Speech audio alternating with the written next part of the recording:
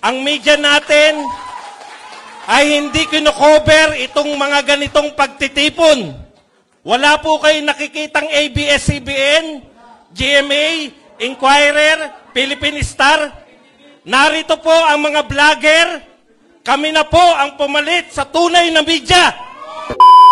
Ano ang kaibahan ng independent and patriotic vloggers for the people?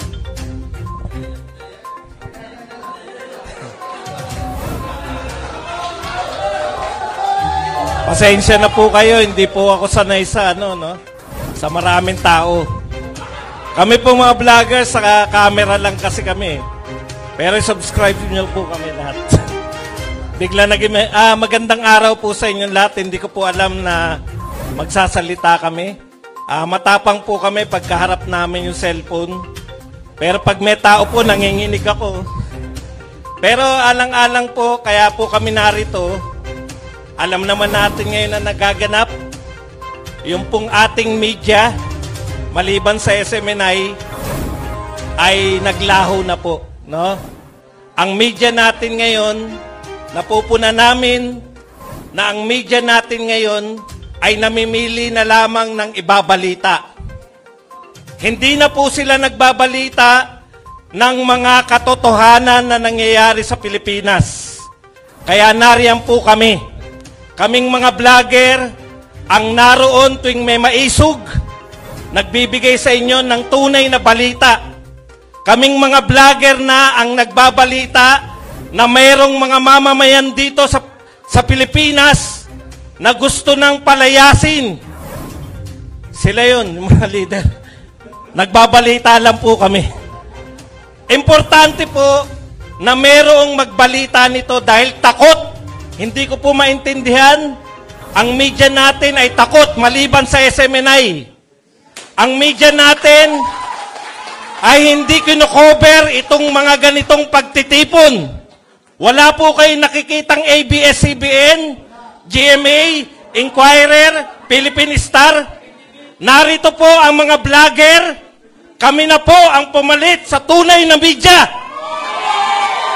Ang mga vlogger na po, idinideklara ko na mula ngayong araw na ito. Bahala kayo. Ang mga vlogger na po ang pinagkukunan ng impormasyon. Hindi na po yung mga wala rito, yung mga medyang absentee. Absentee po sila. Hindi na natin sila nakikita. Kami po ang naroon kung nasaan ang balita. Instantly, naka-live na kami ngayon.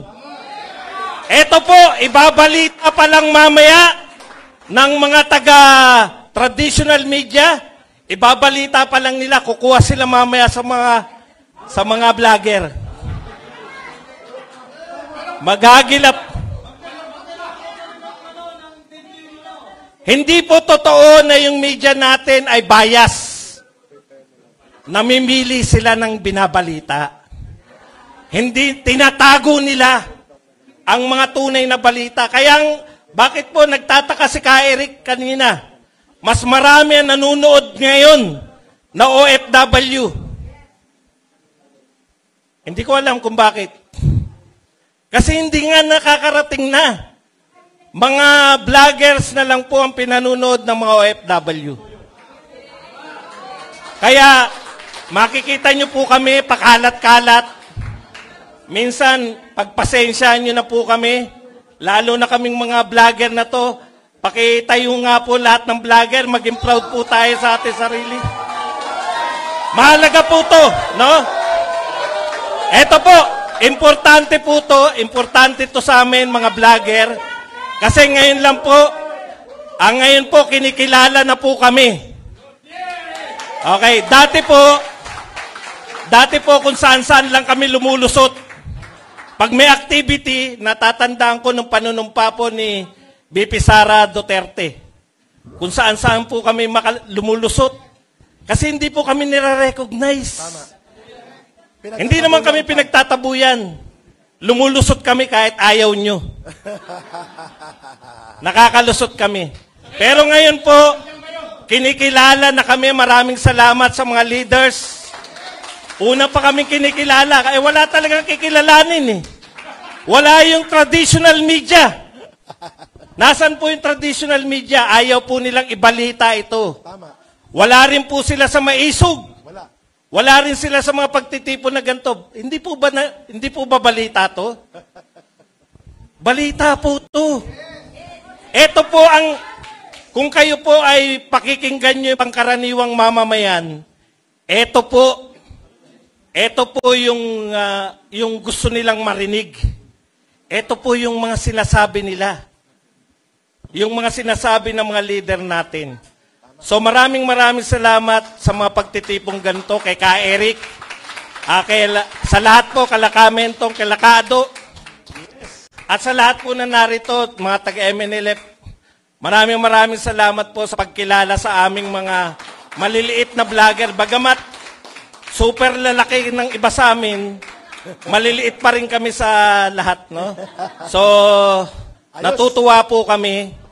Kahit hindi po kami sanay magsalita sa harap ng maraming tao.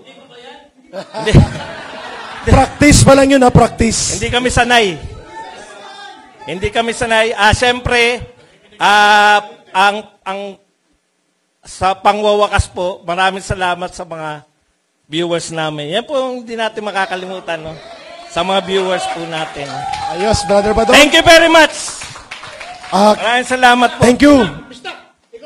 Nga pala. At Bisdak. Danchan. Tatawagin namin kayo. Brother Badong, dito ka muna. Bibinyagan namin kayo. Tatawagin namin sila, mga kababayan, sa araw na ito, sa paglulunsad ng Marcos Alisjan, kung saan ang daloy ng kasaysayan at boses ng mamamayan. KP, halika. Lahat kayo, dali. Dali kayo. Dali dito. Halika. Okay. Buster, pasok ka, Buster. Kasi, mga kababayan, bago ang open forum po, tatawagin natin silang the People's Vloggers. The People's Vloggers. Kasi sila ang naghahayag ng katotohanan para sa sambayanang Pilipino. Hindi po sila ordinaryong mga vloggers lamang. Tatawagin natin sila sa araw na ito. Ang daloy ng kasaysayan, ang boses ng mamamayan, at ang daluyong ng paghuhukom ng sambayanan ay sila ang nagpapadaloy. Tatawagin natin silang the People's Vloggers. The People's Vloggers. Ang grupong ito ay kinikilala ng Marcos Alisjan at ng sambayanang Pilipino bilang sandigan at kapartner sa pagpapadaloy ng kasaysayan. The People's Vloggers. Ayos!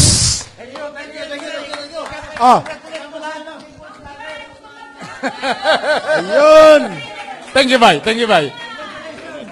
People's Vloggers!